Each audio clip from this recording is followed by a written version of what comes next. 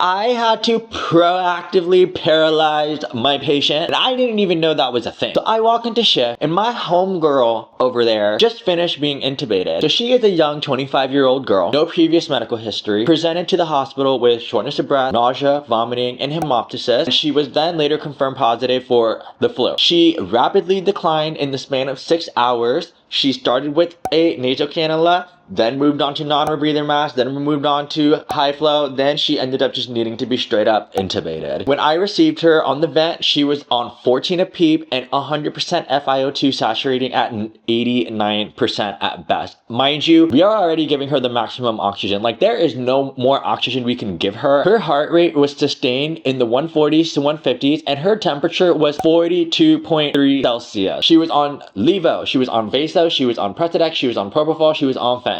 Even with all those sedation, she was still jerking around and fighting the ventilator. The doctor wanted to switch her Propofol and Precedex to a ketamine drip, and then because she was just fighting the ventilator, he decided that he wanted to paralyze her.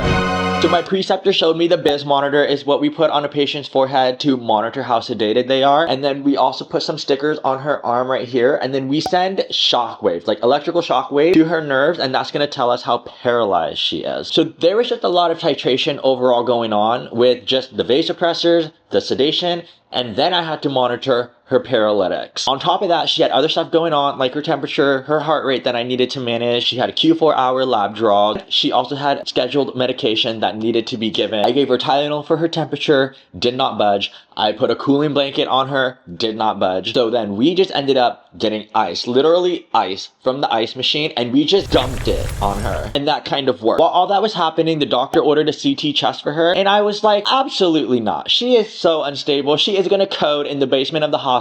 I went to the charge nurse, we had a whole conversation, and we decided to hold off on that. So that was the most uncomfortable I felt. I am not just doing this for me, I'm doing this for the patient's safety, period. And I had another patient, and it was the same flu guy that I had in the previous shift. He was finally extubated. He was on BiPAP. We were able to get him on high flow nasal cannula today.